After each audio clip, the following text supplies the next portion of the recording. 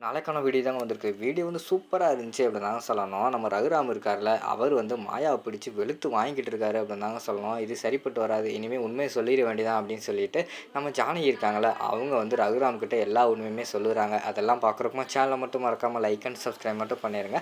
First எடுத்த உடனேயுமே வந்து ரகுராம், ஜானகி 2 பேருமே வந்து அந்த ஹோட்டல்ல வந்து ஃபங்ஷன்ல உட்காந்துருக்காங்க. அப்போ வந்து அங்க வந்திருக்கிற ஒரு சீஃப் கெஸ்ட் எல்லாம் பேசிட்டு இருக்கிற மாரி காட்டுறாங்க. அப்போ வந்து அதில ஒருத்தர் சொல்றாரு, நாங்க வந்து இந்த சொசைட்டிலயும் அதுக்கடுத்து வந்து இந்த பிஸ்னஸ்ஸு எல்லாத்துலேயுமே வந்து நல்லா சிறந்து விளங்குற, அதாவது தொழிலதிபர், அதுக்கடுத்து மக்களுக்கு உதவி செய்கிற அவங்க எல்லாத்தையுமே செலக்ட் பண்ணி நாங்கள் வந்து அவங்களுக்கு வந்து கௌரவிக்கிற விதமாக நாங்கள் வந்து அவார்டு கொடுத்துக்கிட்டு இருக்கோம். அதனால தான் அவங்க எல்லாத்தையுமே கூப்பிட்ருக்கோம். அதில் முக்கியமான ஆள் யாருன்னு பார்த்துக்கிட்டிங்கன்னா நம்ம ஜானகி, அதுக்கடுத்து ரகுராம் 2 பேரும் அப்படியேமா சொல்லிக்கிட்டு இருக்காங்க. உடனே கூட்டத்தில் உள்ள எல்லாருமே வந்து அந்த இடத்துல வந்து கை தட்டிக்கிட்டு இருக்கிற மாதிரி தான் காட்டுறாங்க. கை தட்டினோடனேயுமே வந்து மாயாவை எப்படியாவது மாட்டி விடணுமே அப்படின்னு சொல்லிட்டு புவனேஸ்வரி வந்து அந்த இடத்துல யோசிச்சுக்கிட்டு இருக்காங்க. ஜூஸை கொடுத்து போய் கொடுக்க சொல்லிடுவோம், கண்டிப்பாக வந்து ஜூஸ் கொடுக்கும்போது வசமாக சிக்கிடுவா அப்படின்னு சொல்லிட்டு அங்கே இருக்கிற அவங்க மேனேஜர்கிட்ட வந்து மாயாவை ஜூஸ் கொடுக்க சொல்லுங்கள் அப்படிங்கிற மாதிரி சொன்னோடனே அவங்க வந்து ஜூஸ் கொடுக்க சொல்கிறாங்க. சரின்னு சொல்லிட்டு மாயா வந்து கவனிக்கலை. இவங்க 2 பேரும் வந்திருக்கிறத அவங்க வந்து பார்க்கவே இல்லை. அப்போ தான் அவங்க ஜூஸ் வந்து கொண்டு வராங்க. கொண்டு வந்தோடனே நம்ம ஜானகி வந்து ஃபஸ்ட்டு மாயாவை பார்த்துடுறாங்க. மாயா, உங்கள் பெரியப்பா வந்திருக்காரு, இந்த பக்கம் வராத, போயிரு திரும்பி அப்படிங்கிற மாதிரி சொல்லிட்டு அவங்க வந்து கண்ணாலேயே சொல்கிறாங்க. அதை வந்து மாயா பார்த்துட்டு புரிஞ்சுக்கிறாங்க. சரி, பெரியப்பா இருக்காரு, இனிமேல் வந்து இங்கிட்டு இருக்கக்கூடாது, மறைஞ்சிரும் அப்படின்னு சொல்லிட்டு விறுவிறுன்னு பதட்டத்தில் வேகமாக திரும்பி போகிறாங்க. போகிற வழியில் பார்த்தா அங்கிட்டு ஒருத்தர் ஆப்போசிட்டில் வந்துடுறாரு.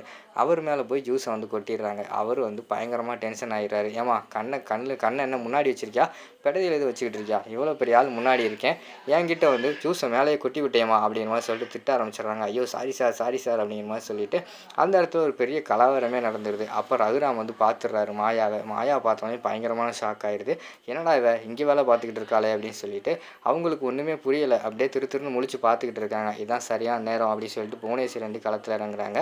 என்ன மாயா, ஒரு கொடுத்த வேலையை கூட ஒழுங்காக பார்க்க மாட்ட போலையே, நீ தான் வீட்டில் வந்து கஷ்டம், வேலைக்கு சேரணும் அப்படி இப்படின்னு சொல்லிட்டு வந்து காலில் கையில் விழுந்து வேலைக்கெல்லாம் சேர்ந்த. இப்போ பார்த்தா ஒரு ஜூஸ் கூட உனக்கு கொடுக்க முடியல. என்ன ரகுராம், உங்கள் பொண்ணை எப்படி வளர்த்துருக்கீங்க, ஒரு ஜூஸ் கூட கொடுக்குற தெரியாத அளவுக்கு என்ன பொண்ணு வளர்க்குறீங்க அப்படி இப்படின்னு அந்த இடத்துல திட்ட ஆரம்பிச்சிடுறாங்க.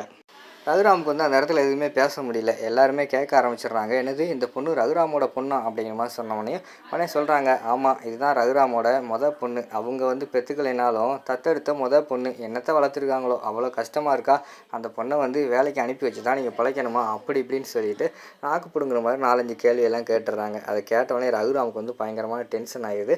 விறுவிறுன்னு வெளியில் வந்துடுறாங்க. ஜானகி மாயாவும் பின்னாடியே வெளியில் வராங்க. வெளியில் வந்தோடனே நாங்கள் பார்த்தா பெரியப்பா பெரியப்பா அப்படிங்கிற மாதிரி கூப்பிட்றாங்க. நிறுத்து, உன்னை யார் பெரியப்பான்னு கூப்பிட சொன்னால், உனக்கும் எனக்கும் எந்த சம்மந்தமே கிடையாது, என் மானத்தை வாங்குறதுக்குனே வந்து நீ வந்திருக்க அப்படிங்கிற மாதிரி சொல்லி திட்ட ஆரம்பிச்சிடுறாங்க.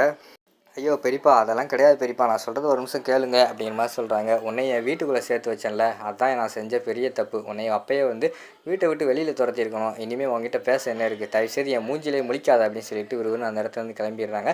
ஏங்க ஒரு நிமிஷம் இல்லைங்க, நான் சொல்கிறது கேளுங்க, மாயா எதுக்கு இப்படி பண்ணானா அப்படிங்கிற மாதிரி சொல்ல வராங்க. உங்ககிட்ட நான் பேச தயாராக இல்லை அப்படின்னு சொல்லிட்டு ஜானகி கிட்ட கோவப்பட்டு விறுவிறுன்னு ரகுராம் வந்து வீட்டுக்கு போயிடுறாங்க. பின்னாடியே வந்து மாயாவும் ஜானகியும் கிளம்பி வராங்க.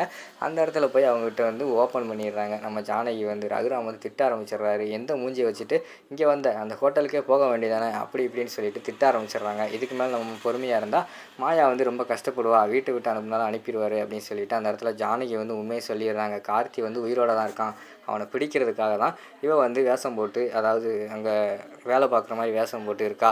அது மட்டும் இல்லாமல் இவன் யாருக்காக உழைக்கிறா, எனக்காக தான் உழைக்கிறா, நான் வந்து இந்த கேஸ்லேருந்து வெளியில் வரணும் அப்படின்னு சொல்லி தான் அங்கே போய் நாயா உழைச்சி வேலை பார்த்துக்கிட்டு இருக்கா அப்படி இப்படின்னு சொல்ல ஆரம்பிச்சிடுறாங்க. ரகுராமுக்கு வந்து பயங்கரமாக கோபமாயிருது.